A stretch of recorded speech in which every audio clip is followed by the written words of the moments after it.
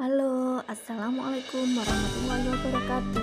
Bagaimana kabar kalian anak-anak hari ini? Semoga baik-baik saja ya.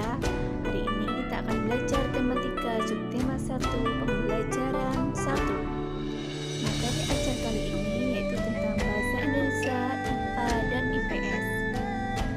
Tujuan pembelajaran hari ini yaitu kalian bisa mempresentasikan teks eksplanasi serta mampu mengikuti komponen listrik dan fungsinya, serta dapat melakukan wawancara mengenai perubahan sosial. Nah, perhatikan video berikut ya. Coba anak-anak ibu lihat lingkunganmu di malam hari. Cahaya lampu bersinar menerangi jalan, sekolah, dan rumah kita. Listrik telah mengubah wajah dunia.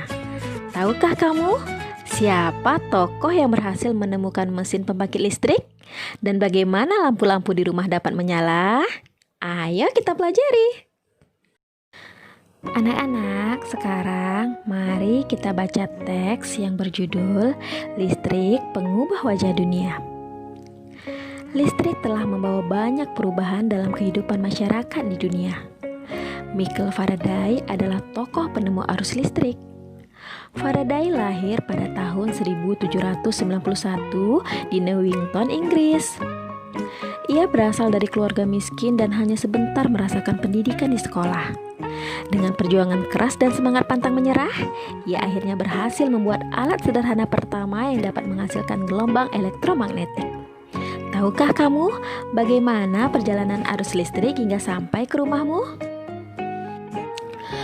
Arus listrik adalah gelombang elektromagnetik, yaitu gelombang yang dapat merambat meski tidak ada media perantara. Gelombang elektromagnetik terbentuk dari hasil perubahan medan magnet dan medan listrik yang terjadi terus-menerus.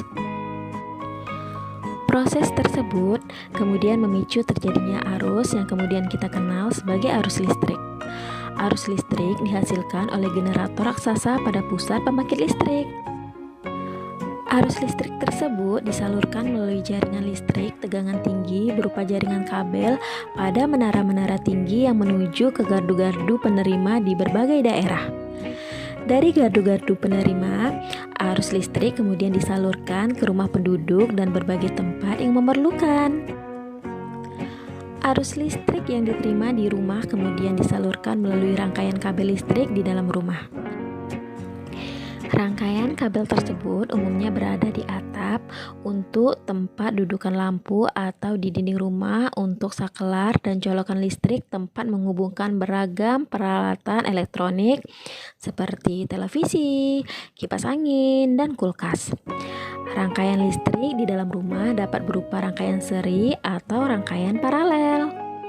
Rangkaian seri dan paralel merupakan jenis-jenis rangkaian yang dipakai untuk menyambungkan dua ataupun lebih komponen listrik sehingga menjadi satu kesatuan utuh. Bila dilihat dari cara penyusunannya, rangkaian seri disusun dengan cara bersambung atau sejajar dan rangkaian paralel disusun berderet. Contoh rangkaian seri dalam kehidupan sehari-hari adalah lampu senter. Rangkaian yang disusun seri pada lampu senter adalah baterai, karena hanya terdapat satu lampu pada senter. Hal tersebut yang menyebabkan lampu senter menyala sangat terang, namun baterainya cepat habis. Rangkaian seri dan paralel juga bisa ditemui pada lampu-lampu di rumah. Betapa penting peranan listrik bagi kehidupan manusia. Tanpa listrik, tentunya kita akan mendapat banyak kesulitan dalam mengerjakan aktivitas sehari-hari. Namun demikian, kita juga harus tetap bijaksana menggunakan listrik dalam kehidupan sehari-hari. Nah, sekarang waktunya anak-anak ibu mengerjakan tugas. Jawablah pertanyaan berikut berdasarkan paragraf pada teks yang berjudul Listrik Pengubah Wajah Dunia. Dikerjakan dengan baik dan benar ya anak-anak. Anak-anak, coba amati komponen-komponen yang terdapat pada senter. Nah, jadi kalau senter itu dibongkar, bentuknya seperti ini ya anak-anak. Yang pertama, baterai. Baterai berfungsi sebagai sumber listrik. Yang kedua, lampu. Yang ketiga, lempengan logam. Nah, lempengan logam berfungsi sebagai pengantar arus listrik. Yang keempat, saklar. Saklar berfungsi untuk menyambung dan memutuskan aliran arus listrik. Jika saklar dinyalakan, maka listrik mengalir dari sumber listrik yang berupa baterai yang disusun secara seri. Kemudian, arus listrik mengalir melalui lempengan logam. Nah, lempengan logam di sini berfungsi sebagai penghantar listrik. Kemudian, lampu menyala. Jika saklar dimatikan, otomatis arus listrik pun terputus, sehingga lampu padam. Nah, sekarang bagaimana posisi lempengan logam untuk membuat lampu menyala? Anak-anak, pada rangkaian seri lampu-lampu juga diletakkan sejajar dalam satu baris. Arus listrik yang mengalir pada rangkaian seri hanya berada dalam satu aliran kabel yang menghubungkan semua lampu. Jadi, rangkaian seri ini disusun secara berurutan atau sejajar ya anak-anak.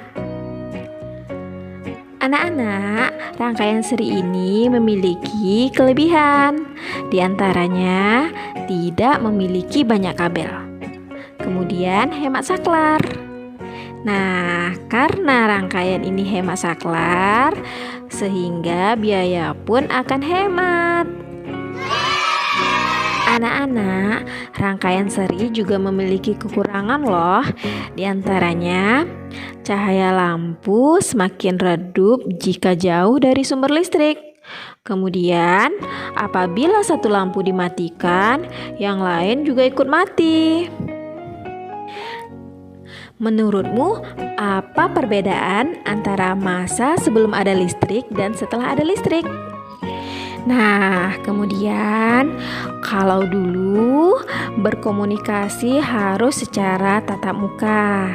Nah, sekarang komunikasi bisa dilakukan melalui handphone dengan jarak jauh. Nah, sekarang coba amati lingkungan sekitarmu.